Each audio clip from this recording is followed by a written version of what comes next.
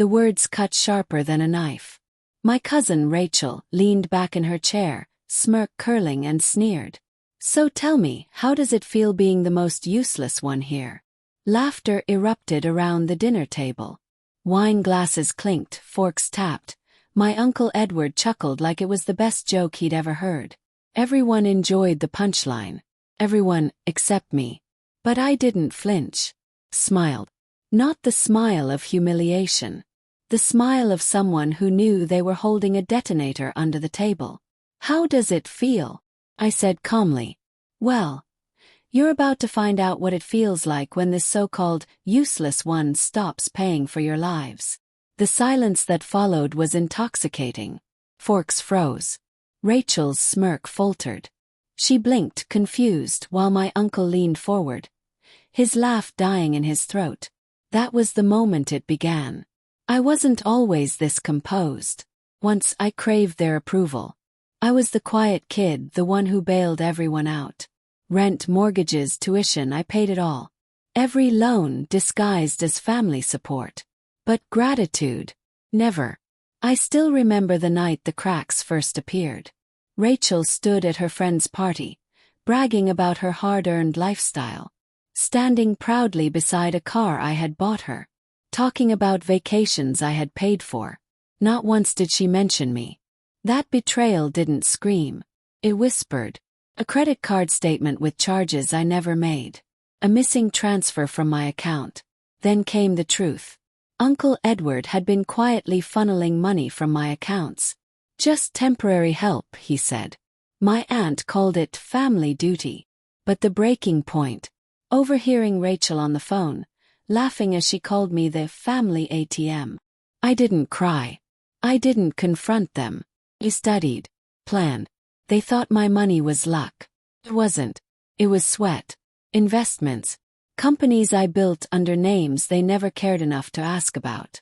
They knew I had money, but not how much. Not the $74 million empire I had quietly built in the shadows. They didn't know their house was standing because of me. Their credit scores were alive because I paid their forgotten minimum balances. They thought I was weak. I let them believe it. Because weakness is camouflage. My plan was simple: patience. Let them mock me. Let them drain me. Keep the mask intact until I was ready. Months before that dinner I built a system. One command. And every financial lifeline they had would vanish. Auto payments gone. Accounts unlinked. Cards frozen. And all it needed was the right moment. And Rachel, with her cruel little tongue, handed it to me that night in front of everyone. Back at the table, I watched their faces shift. Confusion first. Then dawning horror. "What do you mean?" Uncle Edward asked, his voice tight. I sipped my wine. "Exactly what I said. You'll figure it out soon enough." Rachel forced a brittle laugh. "You're bluffing." I didn't respond. I didn't need to. The next morning I flipped the switch. By noon, their utilities were cut off. Their mortgage was frozen. Credit cards declined. College funds they thought they controlled. The phone rang endlessly. First Aunt Linda shrieking. Then Uncle Edward furious, demanding. Then a silence. Because rage isn't currency. Meanwhile, I sat on a balcony overlooking Honolulu. Coffee in hand. The ocean breeze warm against my skin. The waves carried away years of resentment with each crash. For the first time in my life, I wasn't their ATM. I wasn't their scapegoat. I wasn't their shame. I was free. Days later, Rachel appeared at my door. Her mascara streaked, voice cracking. "You can't just cut us off. We need you." I looked her dead in the eye, calm, steady. "You needed me.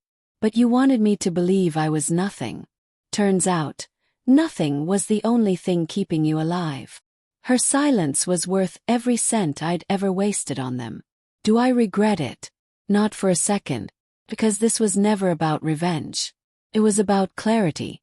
Family that treats you like a wallet isn't family. They're parasites. And parasites only survive as long as you feed them. So yes, that night they laughed at me. They called me useless. But useless people don't build empires. Useless people don't flip a switch and watch an entire house of leeches collapse. No, useless people beg. And that's exactly what they're doing now. And me. I'm sitting here, the waves brushing the shore, glass in hand, finally smiling without restraint. Because the most useless one turned out to be the only one who never needed them at all.